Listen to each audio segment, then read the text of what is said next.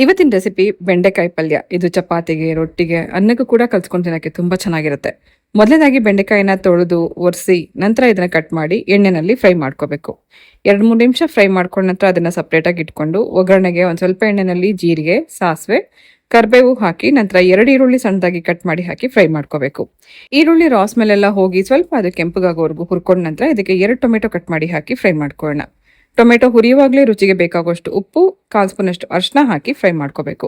Tomato ಚೆನ್ನಾಗಿ ಮೆತ್ತಗಾಗೋವರೆಗೂ ಹುರ್ಕೊಂಡ ನಂತರ ಇದಕ್ಕೆ 1 ಸ್ಪೂನಷ್ಟು ರೆಡ್ ಚಿಲ್ಲಿ ಪೌಡರ್, ಅರ್ಧ ಸ್ಪೂನಷ್ಟು ಜೀರಿಗೆ ಪುಡಿ ಹಾಕಿ ಮಿಕ್ಸ್ ಮಾಡ್ಕೊಳ್ಳೋಣ. ನಂತರ ಇದಕ್ಕೆ ಫಸ್ಟ್ ಹುರಿದಿಟ್ಕೊಂಡಿರುವಂಥ ಬೆಂಡೆಕಾಯಿ ಹಾಕಿ ಮಿಕ್ಸ್ ಮಾಡ್ಕೋಬೇಕು. ಸೊ ಈ ರೀತಿ ಸಿಂಪಲ್ ಆಗಿ ಮಾಡುವಂಥ ಈ ಬೆಂಡೆಕಾಯಿ ಪಲ್ಯ ರುಚಿ ಕೂಡ ತುಂಬ ಚೆನ್ನಾಗಿರುತ್ತೆ. ರೊಟ್ಟಿಗೆ, ಚಪಾತಿಗೆ, ಈ ಒಂದು ಬಿಸಿ ಅನ್ನಕ್ಕೆ ತುಪ್ಪ ಹಾಕೊಂಡು ಈ ಪಲ್ಯ ಕಲ್ಸ್ಕೊಂಡು ತಿನ್ನೋಕ್ಕೂ ಕೂಡ ತುಂಬ ಚೆನ್ನಾಗಿರುತ್ತೆ. ಬೆಂಡೆಕಾಯಿನ ಒಗ್ಗರಣೆನಲ್ಲಿ ಮಿಕ್ಸ್ ಮಾಡಿ ಮುಚ್ಚಿಟ್ಟು 1-2 ನಿಮಿಷ ಇದನ್ನ ಸಣ್ಣ ಉರಿನಲ್ಲಿ ಬೇಯಿಸ್ಕೊಂಡು ಲಾಸ್ಟಲ್ಲಿ ಕಟ್ ಮಾಡಿರುವಂಥ ಕೊತ್ತಂಬರಿ ಹಾಕಿ ಬಿಸಿ ಬಿಸಿ ಚಪಾತಿ ಜೊತೆಗೆ ಸರ್ವ್ ಮಾಡಿ.